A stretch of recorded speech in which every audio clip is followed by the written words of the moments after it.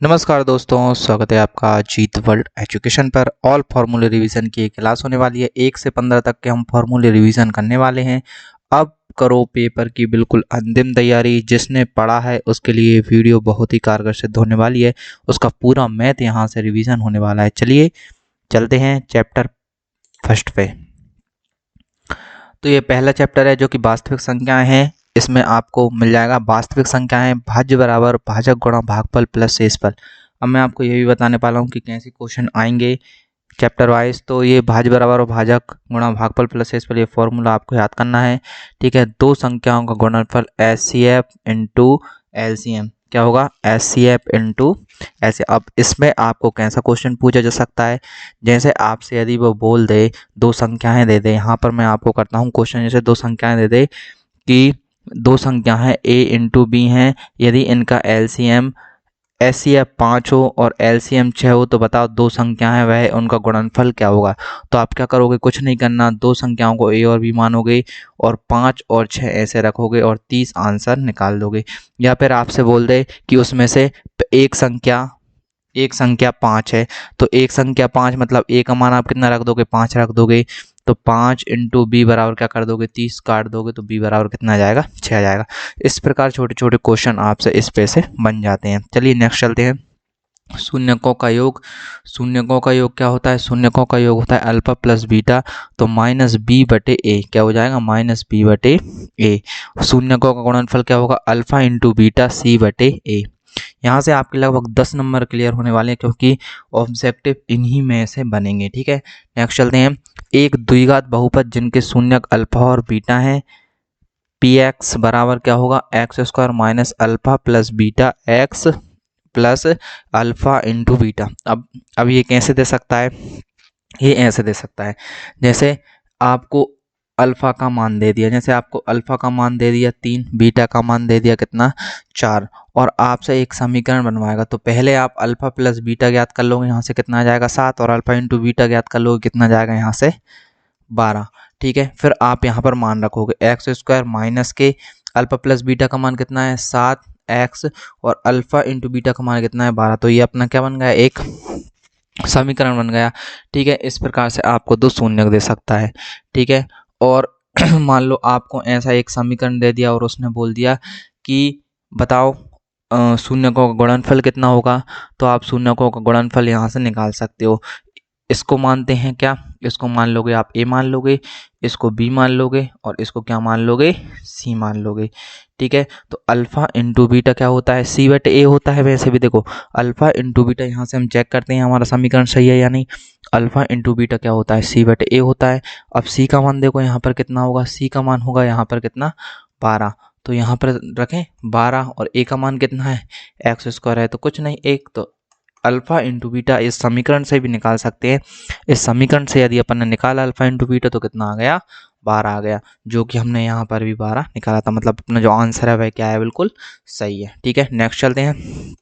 अब ये प्रॉपर्टी आ सकती हैं कि a1 बटे a2 बराबर नहीं b1 बटे b2। तो क्या होगा, तो इससे 3 शर्त बन सकती हैं, मैंने तीनों लिख ली हैं। रेखाएं प्रतिच्छेद हो सकती हैं, अद्वितीय हल होगा, और निकाय संगत होगा। ठीक है, अब a1 बटे a2 b1 बटे b2 कहाँ से आएगा, इसी प्रकार से ये समीकरण दिया होगा, लेकिन दो समीकरण दिए होंगे। ठीक है, तो इसमें a b c है, उसमें a1 v1 और c1 हो जाएगा, और दूसरा जो समीकरण होगा a2 v2 और c2 हो जाएगा। ठीक है, नेक्स्ट चलते हैं। इसी प्रकार इसकी एक प्रॉपर्टी और होती है, a1 बटे a2 बराबर b1 बटे b2 बराबर c1 बटे c2। तो क्या होगा, रेखाएं समपाती होंगी, 3 शर्त हो सकती हैं, अनंतः अनेक हल होंगे, और इसके बाद निकाय संगत होगा लेकिन निर्भर रहता है। ठीक है, नेक्स्ट प्रॉपर्टी है a1 बटे a2 बराबर b1 बटे b2 बराबर नहीं c1 बटे c2। तो क्या होगा, रेखाएं समांतर होंगी, कोई हल नहीं होगा, और उसके बाद निकाय असंगत होगा। बस आपको देखते चलना है, कुछ नहीं करना, ना कुछ लिखना, बस आपको देखना है एक बार, और एग्जाम से पहले इस वीडियो को एक बार जरूर देख के जाना। ठीक है, नेक्स्ट चलते हैं। चैप्टर 4 विभक्तिकर डी का सूत्र। विभक्तिकर को क्या क्या बोलते हैं, डी बोलते हैं। डी का सूत्र क्या होता है, B square minus 4ac। B square minus 4ac आपको याद कर लेना है। जैसे वो समीकरण थे ए बी सी के मान निकाले थे, ऐसे यदि विभक्ति कर निकालना होगा तो ए बी सी के मान किस में रख देंगे, इसमें रख देंगे, डी बराबर निकल आएगा। ठीक है, ये टॉपिक में से कट गया है, इसके ज़्यादा फॉर्मूले आपको याद करने की जरूरत नहीं है, इसलिए मैंने एक फॉर्मूला के लिए इसका लिखा है। श्रीधराचार्य सूत्र विधि द्वारा द्विघात समीकरण का हल होगा तो x बराबर क्या होगा, minus B plus minus under root के अंदर B square minus 4ac upon 2a। जैसे आप गुणनखंड करते हो किसी समीकरण के, यदि उसके गुणनखंड आपसे नहीं हो रहे हैं, वह नहीं टूट रहा है, तो उसमें ये वाला फॉर्मूला लगाएंगे और आंसर आ जाएगा। ठीक है, मूलों का योग alpha into beta minus B बटे ए होता है और मूल्यों का गुणनफल अल्फा इंटू बीटा सी बटे ए होता है, वो वहाँ पर अपन ने ये कर लिया है। ठीक है, ये देखो शून्यकों का गुणनफल और ये इनको अपन क्या मूल्य बोल सकते हैं। ठीक है, यहाँ पर 4 चैप्टर में ये इनको मूल बोलेंगे। चैप्टर 5 एन व पद का मान, ए एन बराबर क्या होगा, ए प्लस एन माइनस 1d। आपको फॉर्मूले याद कर लेना है कि एनवें पद का मान यदि आपसे पूछे, मान लो 12वें पद का मान, तो आपको फॉर्मूला क्या लगाना है, ए यहाँ पर होता है प्रथम पद, सारांतर होता है डी, यानी कितने का अंतर चल रहा है। ठीक है, और इसके बाद आप एनवें पद का मान आराम से निकाल लोगे। अंत से एन व पद क्या हो जाएगा, L minus N minus 1d। अंत से एल व पद यदि आपको निकाला जाता है तो आपको ये याद करना है। ठीक है, नेक्स्ट है प्रथम एन पदों का योग कितना होगा, एस एन बराबर 1/2 एन ए प्लस एल। ये फॉर्मूला भी आपको क्या करना है, आपको ये फॉर्मूला याद कर लेना है। ठीक है, नेक्स्ट चलते हैं चैप्टर 6 पर चलते हैं। चैप्टर 6 में आपकी एक प्रमेय है जो कि थेल्स प्रमेय, बहुत ही मोस्ट आईएमपी आपकी ये प्रमेय होगी। ठीक है, इसके बाद ये क्या कहती है, थोड़ी इसको समझ लेते हैं। इसमें एक ऐसा त्रिभुज का निर्माण मैं कर लेता हूँ। इसमें एक ऐसा त्रिभुज रहता है, देखिए यहाँ पर बन रहा है त्रिभुज। ठीक है, इसमें एक ऐसा त्रिभुज रहता है जहाँ पर इसको मैं दे देता हूँ ए, इसको दे देता हूँ बी, इसको सी, और इस पे एक यहाँ से क्रॉस डाल देता हूँ डी और ई। तो इस पे जो होगा ए डी बटे डी बी, ये जो पोर्शन होगा इतना, देखो ये जो पोर्शन होगा ए डी बटे किसके बराबर होगा, डी वी के बराबर होगा, और ए ई बटे होगा वह किसके बराबर होगा, ई सी के बराबर होगा। तो ये आपकी थेल्स प्रमेय आपने प्रूव की होगी, बहुत ही मोस्ट आईएमपी ये प्रमेय है। ठीक है, आपको ये याद कर ही कर लेना है। और ये पाइथागोरस प्रमेय भी मोस्ट आईएमपी प्रमेय है, ये आपको कर लेना है, सॉरी। नेक्स्ट चलते हैं चैप्टर 7 पर। ठीक है, दो बिंदुओं x1 y1 तथा x2 y2 के बीच की दूरी यदि आपसे पूछे तो d बराबर क्या होगा, अंडर रूट के अंदर x2 माइनस x1 का whole square plus y2 minus y1 का होल स्क्वायर, ये आपका हो जाएगा। ठीक है, x1 y1 x2 y2 बिंदु दिए होंगे और d आपको दूरी का क्या लगाना है, फॉर्मूला लगाना है। ठीक है, दो बिंदुओं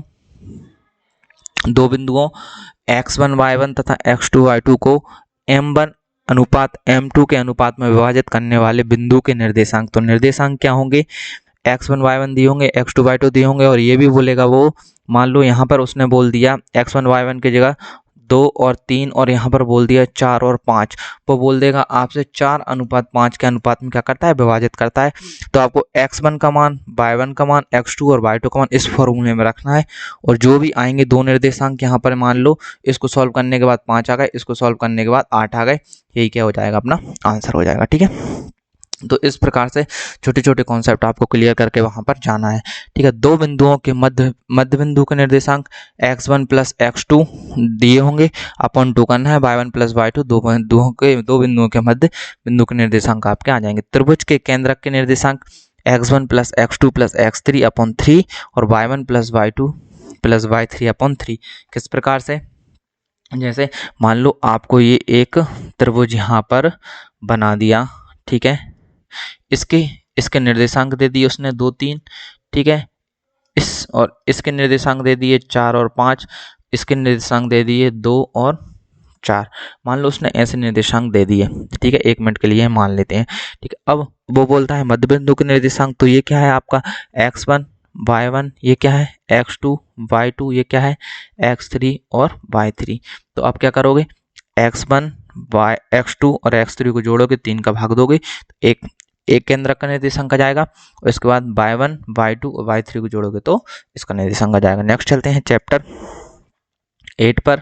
ठीक है, साइन थीटा ये आपको याद रखना है। साइन थीटा लंब बटे कर्ण होता है, कॉस थीटा आधार बटे कर्ण होता है और टेन थीटा लंब बटे आधार होता है। और ये इनका क्या होता है उल्टा, साइन का उल्टा क्या होता है कॉसेक होता है, कॉस का उल्टा क्या होता है सेक होता है, टेन का उल्टा क्या होता है कॉट होता है। ठीक है, नेक्स्ट चलते हैं। साइन 90 माइनस थीटा क्या होता है कॉस थीटा, याद रखना है। Cos 90 minus theta sine theta, और sec 90 minus theta cosec theta. ठीक है, और cosec 90 minus theta sec theta, tan 90 minus theta cot theta और cot 90 minus theta tan theta, ये सभी प्लस में होते हैं। ठीक है, नेक्स्ट चलते हैं। Sine square theta plus cos square theta बराबर 1 होता है। ये प्रमेय है, थ्योरम है, आपको याद रखना है। 1 प्लस टेन स्क्वायर थीटा बराबर सेक स्क्वायर थीटा होता है। 1 प्लस कॉट स्क्वायर थीटा बराबर कोसेक स्क्वायर थीटा होता है। और साइन थीटा बराबर 1 अपॉन कोसेक थीटा होता है। कॉस थीटा बराबर 1 अपॉन सेक थीटा होता है। टेन थीटा बराबर 1 अपॉन कॉट थीटा होता है। तो कोई यदि आपने पहले कभी नहीं पढ़े हैं तो आपको बिल्कुल समझ नहीं आएगी। ये तैयारी उसके लिए जो जिसने साल भर मेहनत की है।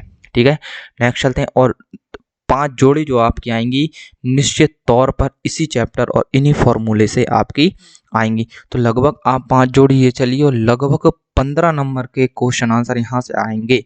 मैं ज़्यादा तो नहीं कह रहा हूँ, लेकिन 10 से ऊपर ही आएंगे। 10 तो आपके डेफिनेटली हैं और 15 नंबर आपके 10 से 15 के बीच में ही आएंगे। ठीक है, त्रिकोणमितीय अनुपात के मान, तो थीटा ये आपको करना है। देखो त्रिकोणमितीय अनुपात के मान देखो, थोड़ा यहाँ पर मैं बता देता हूँ कैसे आपको क्या करना है। n/4 आपको ये फॉर्मूले याद रखना है अंडर रूट के अंदर। अब आपको साइन के मान चाहिए, साइन 0 का मान चाहिए, 30 का, 45 का, 60 का और 90 का। ठीक है, तो 0 का मान चाहिए तो आप क्या रखोगे यहाँ पर, इसमें n की जगह आप क्या रख दोगे 0 रख दोगे, जो भी आएगा इसको सॉल्व करने पर यहाँ पर लिख दोगे। फिर यहाँ पर क्या रख दोगे 1 रख दोगे, जो भी आएगा यहाँ पर रख दोगे। फिर 2 रखोगे तो वो 45 का माना जाएगा, 3 रखोगे तो वो 60 का माना जाएगा और 4 रखोगे तो वो 90 का माना जाएगा। अब इसमें आगे क्या करना है आपको, यहाँ से उल्टा करके यहाँ पर ऐसा लिख देना है। पहले 1 को लिख दिया, फिर इसको लिख दिया, फिर इसको लिख दिया, फिर इसको। अब 10 के मान के लिए क्या करोगे, 10 के मान के लिए आपको इसका इसमें भाग देना है, फिर इसका इसमें भाग देना है, इसका इसमें भाग देना है, फिर इसका इसमें भाग देना। मतलब साइन अपॉन कॉस क्या होता है 10 होता है। आपको इधर भी ऐसा ही इसका भाग देना है। इसका भाग दोगे तो ये, इसका भाग दोगे तो ये, नीचे वाले का भाग देना है। ठीक है, कॉस का भाग देना है साइन। ठीक है, तो ये क्या आ जाएगा 10 आ जाएगा। और बाकी इन सब के उल्टे होते हैं तो आप उल्टे इनके कर सकते हो। ठीक है, नेक्स्ट चलते हैं। 10 और 11 में आपके फॉर्मूले हैं नहीं, 12 में आ जाते हैं। 12 में आपके फॉर्मूले वृत्त का व्यास, वृत्त का व्यास क्या होता है, तो वृत्त का व्यास रेडियस का क्या होता है दुगना होता है। तो 2 इंटू त्रिज्या क्या हो जाएगा अपना वृत्त का व्यास हो जाएगा। वृत्त की परिधि क्या होती है 2 पाई आर होती है। इसके बाद वृत्त का क्षेत्रफल क्या होता है पाई आर स्क्वायर होता है।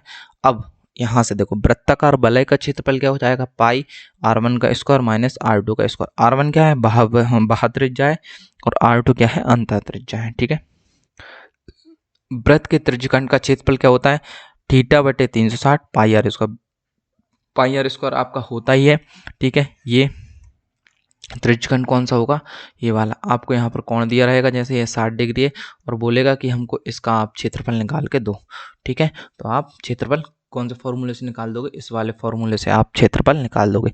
घनाभ के विकर्ण की लंबाई कितनी हो जाएगी अंडर रूट के अंदर a square b square c square. मैंने इसकी एक पर्टिकुलर वीडियो भी डाली है मेंसुरेशन की, आप उसको भी देख सकते हैं यदि आपको इसमें जल्दी समझ नहीं आए तो। ठीक है, नेक्स्ट चलते हैं। बाकी इसमें हम फॉर्मूलों को आप पढ़ेंगे। ठीक है, क्योंकि जल्द से जल्दी ये अपन को वीडियो क्या करना है ख़त्म करना है, क्योंकि रिवीजन है आपका। मैं भी आपका ज़्यादा समय नहीं लेना चाहता, कम समय में आपको ज़्यादा से ज़्यादा जो है आपका फ़ायदा होना चाहिए। घनाभ का पृष्ठीय क्षेत्रफल 2ab plus BC plus C है। घनाभ की चारों दीवारों का क्षेत्रफल 2a प्लस B और C या 2l प्लस B और H। ये मैंने बहुत अच्छे तरीके से वहाँ पर समझा है, आप वहाँ पर जाकर इनको देख सकते हैं। ठीक है, घनाभ का आयतन क्या होता है ABC, घन का आयतन। तो घनाभ में आपने देखा होगा घनाभ तो ऐसा बनता है। ठीक है, इसमें प्रत्येक भुजा क्या रहती है अलग अलग रहती है, लेकिन घन में क्या रहती है ये भुजा पूरी एक जैसी रहती हैं। ठीक है, तो घन के विकर्ण की लंबाई क्या हो जाएगी √3a। घन का संपूर्ण पृष्ठीय क्षेत्रफल क्या हो जाएगा 6a स्क्वायर। वैसे तो आपको याद ही होंगे। ठीक है, घन का पार्श्व पृष्ठ क्या हो जाएगा 4a स्क्वायर। घन का आयतन कितना हो जाएगा a क्यूब। बेलन का वक्र पृष्ठ कितना हो जाएगा 2 पाई r h। बेलन का संपूर्ण पृष्ठीय क्षेत्रफल क्या हो जाएगा 2 पाई r r प्लस h। बेलन का आयतन कितना हो जाएगा, पाई आर स्क्वायर एच। खोखले बेलन का वक्रपृष्ठ कितना हो जाएगा, 2 पाई R1 plus R2 into H. खोखले बेलन का संपूर्ण पृष्ठ का क्या हो जाएगा, 2 पाई R1 plus R2 H plus 2 पाई R1 का स्क्वायर माइनस R2 का स्क्वायर। ठीक है, खोखले बेलन का आयतन क्या हो जाएगा, पाई एच R1 का स्क्वायर माइनस R2 का स्क्वायर। इनके एक पर्टिकुलर चैप्टर है, इनको समझाने में बहुत टाइम लगता है, इसलिए मैंने पहले ही मोमेंसुरेशन नाम से एक वीडियो डाल दिया, आपको कमेंट बॉक्स में भी पिन में करवा दूंगा। यदि ये ज़्यादा समझ ना आए तो आप वहाँ पर एक बार देख लेना, क्योंकि ये चैप्टर थोड़ा कठिन है, आपको थोड़ा कम समझ आएगा, 2-4 बार आप पढ़ोगे तब आपको बहुत अच्छे से समझ आएगा। ठीक है, शंकु का वक्रपृष्ठ क्या होता है, पाई आर एल। शंकु कैसा होता है, ऐसा वाला, ऐसा वाली जो आकृति होती है वह कौन सा होता है, शंकु होता है। ठीक है, शंकु का संपूर्ण पृष्ठ क्या होता है, पाई आर आर प्लस एल। ठीक है, नेक्स्ट चलते हैं, शंकु का आयतन।